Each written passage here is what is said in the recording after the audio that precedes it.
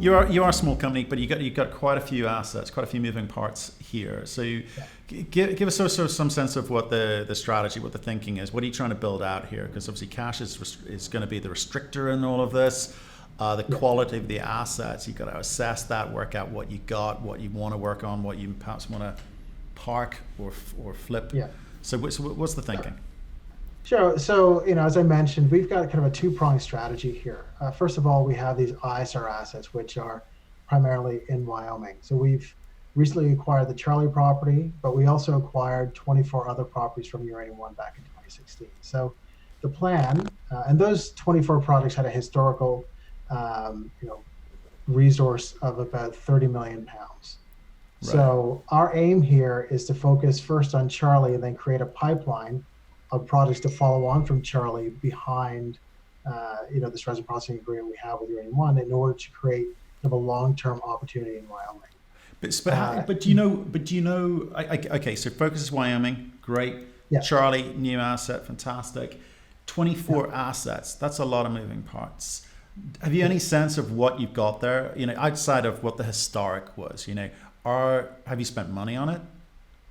We've spent money. So what we focus on, we don't focus on exploration per se. We look for assets which have a historic resource, because all we have to do is go back and get an engineering firm to confirm what's there already. So It's a lot cheaper to do that, to spend $25,000 to $50,000 on a report to confirm the historic resource, as opposed to going out and drilling and spending, hundreds of thousands of dollars. And the math being, there's what was there, this is what's come out of the ground, there should be a number which is left behind. Is that simple as that? Essentially, or if the historic resource is the resource that's there at the time, it just hasn't been confirmed through a third party. Right. So we get an engineering firm to come in, a third party to come in and say, yes, the resource that you've acquired is actually what is stated there. So it's not about what's been taken out of the ground yet. It's actually somebody's done the work already. Right. It just hasn't been recognized by a third party or by the TSX exchange, et cetera. But at some point, you're going to have to spend the money to actually do a proper 43-101 or more. Is that right? Right, and that's the $25,000 to $50,000, as opposed to getting a greenfield property where you have to go in and start drilling and spend hundreds of thousands of dollars in order to delineate a resource. The resource is there already. We're just confirming the resource. And so we've already, somebody else has done all the work of drilling. So okay, seems a nice cheap way to kind of get to a number which is recognized. So that's 43-101 for all 24 assets, or no? We do for each individual. So we've completed 3 already. Right. We've done one for Charlie. We're now working on a preliminary economic assessment for Charlie. Right. So you could be at $1 million to do all of them. Is that right? If you did a simple report. About $1 million. So it all depends. So some of the resources are much more easy to delineate or confirm than others. So we probably won't go through all 24. We'll probably look for the best 10 to 12, and then from those figure out which ones have the best economics in order to create that pipeline that would go behind Charlie. So if we can get another 10, perhaps 15 million pounds out of those 24 projects to sit behind Charlie's 4 million pounds, we have an agreement in place with Uranium One to process 500,000 pounds per year. Right. So that could get us anywhere from 20 to 30 plus years. Okay. Interesting. Now. So get into Charlie. Tell us what precisely you bought. What have you got there? Well, it's a state lease, and the important idea behind Charlie is that it sits in between 2 of Uranium One's existing mines. So Uranium One is mined on either side, and this property is actually part of the same trend. So Uranium One had tried to acquire this asset and was unsuccessful, and actually had a conversation with us about the potential of picking up the asset. And so we spent 26 months trying to acquire this asset from Cotter and finally closed it this year. So the beautiful thing about this asset is that we've got all the infrastructure around because Uranium One's been right there. We understand the property because it's been mined on either side, so we know what's there, we know how to mine it. Right. And Uranium One's actually going to partner with us in order to facilitate production. Right. And why couldn't they do that themselves? Why did they need you? Well, this is very interesting when it comes to trying to get deals done. Sometimes a lot of the parties look at it as a zero-sum game. So, we have to win and you're going to lose in the transaction. Whereas from our perspective, we're talking about win-win. And we always ask, our first question is, what do you need? Or what would you like? Right. In order to get this deal done. And it's worked well for us. We've done it with Uranium One twice, and now we've done it with Cotter. So we seem to be doing something right. And I guess Uranium One recognize our ability to get deals done and asked us to pursue it. So. Okay. And what's the split between you? How are you sharing that? Well, we're not sharing. It's our asset. But the good there's thing a is relationship. that, What have you engaged? Well, they're going to help us. They're going to help us with wellfield development. Uranium One has all the skills, so they can, they'll get the ability to make money off of us through wellfield development, and they could potentially buy some of the pounds that we do end up creating at the site. Right. Okay. So there's an agreement. There's agreement in place there. Yeah, there's an agreement in place for processing. So we have to pay Uranium One to process the material, so they're making money from the property. Okay. I mean, talking of which, you've also got, I don't know how to pronounce it. You've got a mill, Shootering Canyon? Shootering Canyon. Yes. What's that? So actually, it's one of only 3 licensed, permitted, and constructed conventional uranium mines in the U.S. Right. So why is the word conventional important in there? Why is that in there? It's not it's not an in situ recovery. So it's a different type of recovery method. It's like a traditional type of mill. So we can use for copper, silver, that type of. It's a hard rock underground milling facility, as opposed to processing for ISR. It's much more.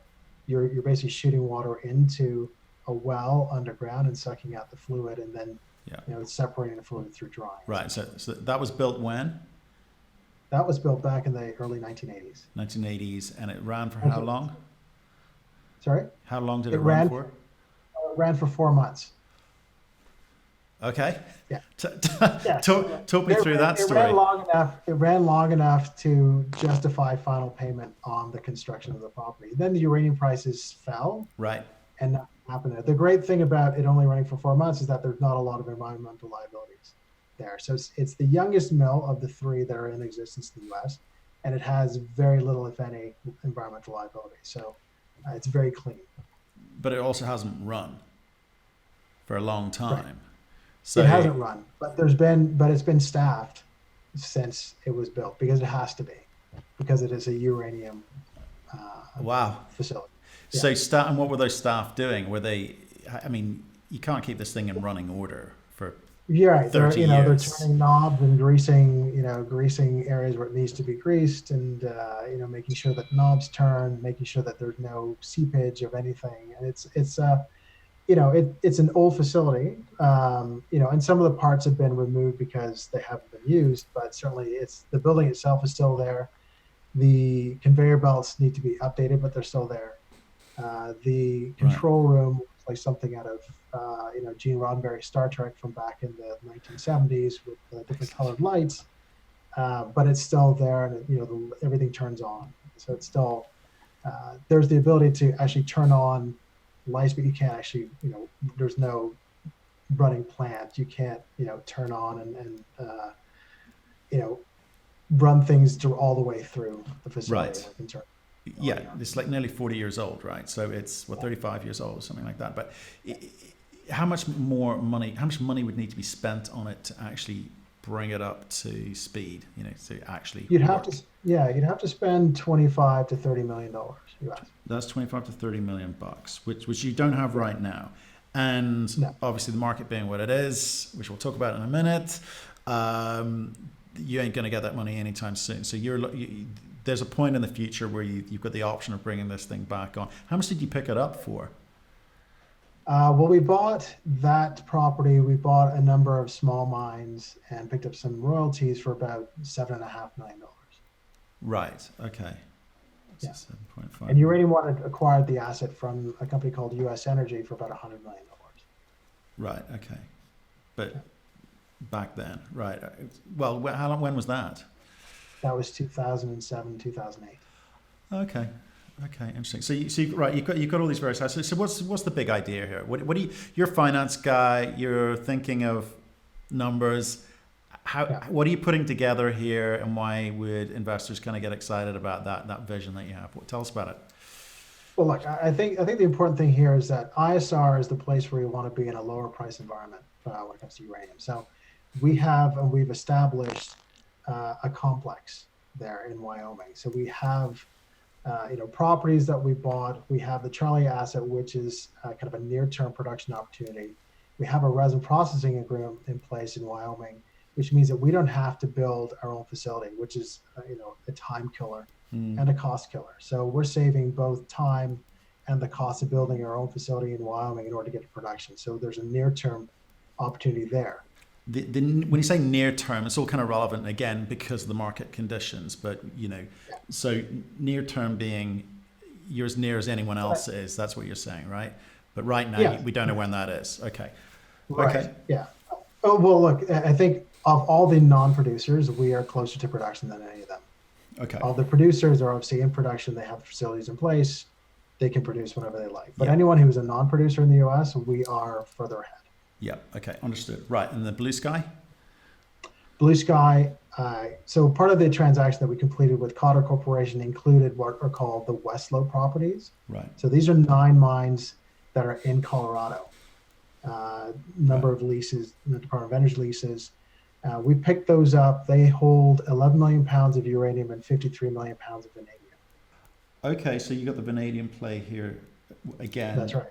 Tricky space, variable pricing, etc. But how do you work out the economics around vanadium? I mean, given the market, or have you done any work on that? We've done a little bit of work. Obviously, we're very familiar with the battery sector. I actually, as an analyst, I used to cover clean tech, so I understand kind of the battery. VRFB, yeah. So I understand the renewable space quite well. So that's another opportunity. We can actually strap on a vanadium circuit to our mill in order to produce at our mill at some point in the future. So that gives us some optionality. There's also another mill, the only running conventional mill in the U.S., which has a vanadium circuit attached to it. There's an opportunity for us to potentially partner with someone to extract vanadium. Have you any sense of what the vanadium price needs to be for you to be able to do that? I think the vanadium price, I think it's around 7 or 8 right now, and probably in and around this range, perhaps $10 is probably where we'd like it to be in order for us to afford on that. Okay, but it's not core focus, but maybe at some point if the price is right, you may be able to raise the capital to put that circuit in. Okay. Absolutely. And I think, an important part too, so, the conventional mill that we have about 7 million pounds of resource that came along with it that can go through that mill. This acquisition of the Westlow properties actually allows us to create a longer life for the mill potentially, with 11 million pounds of uranium. So it's a 1 million pound per year facility. So we're talking about 18 years roughly of mill life. Okay. So there's another 9 assets. You got 24. How many assets are you sitting on in total? Okay, what's that number? About 34. 34. Okay, 34. And you're going through them all, trying to work out what's meaningful, commercial. Yeah. However you're defining that, and you're going to work out what to focus on because there's limited funds. I know you've just raised another 3.5 or so, 3.6 was it? 3.6 million. 3.7. Yeah. 3.7, sorry. And you got to work out what to focus on. So what is the focus? What is the use of that, the 3.7 million bucks? What's that going on? Sure. So I think that, as I mentioned, our focus is on the ISR property. So the hard rock, the things in Colorado, Utah, Shooter and Canyon Mill, those are all things which are not our near-term focus. Mm-hmm. So our focus is Wyoming, and our primary focus is Charlie. So all of our focus is going to be on Charlie and moving that forward. Right. And that'll be helped, through our partnership with Uranium. Totally. So how does that break down, though? I mean, is it literally all going on? You've got some G&A to cover. You've got a whole bunch of costs to cover. How much of it's actually going on the assets and discovery around those assets? Well, yeah. So I guess there are a couple of things. So when we acquired the Westlow properties, there's some reclamation bonds associated with it. So we're using some of the funds that we've raised to cover off or to replace the existing reclamation bonds. So, we're probably looking at, $500,000, to focus, to use on Charlie in the near term. So that'll, including the preliminary economic assessment I mentioned, Yeah. are some early, well field development work that needs to be done, Yeah. and probably a little bit of permitting and licensing. So, Yeah. so that's kind of the near-term focus. So that's $500,000. What's the other $3 million go on? Most of that, there's some that's going to be G&A, and then there are about $2.5 million worth of reclamation bonds that are associated with the Westland properties. Oh wow! So $2.5 million on reclamation bonds. Wow. Okay, and and that's something obviously you've got to do. You can't not do it, but you don't necessarily see $2.5 million worth of value. But if you didn't do it, there would be a problem. Is that the kind of issue with how? Right. Yes. A lot of the properties all have reclamation bonds, so the state forces you to put money up in order to cover the cost of reclaiming the land should you not move forward with the project or should something happen. They don't want to be responsible for taking a mine and returning it to fallow field. So they want the owners of the property or the lessees of the property to do that.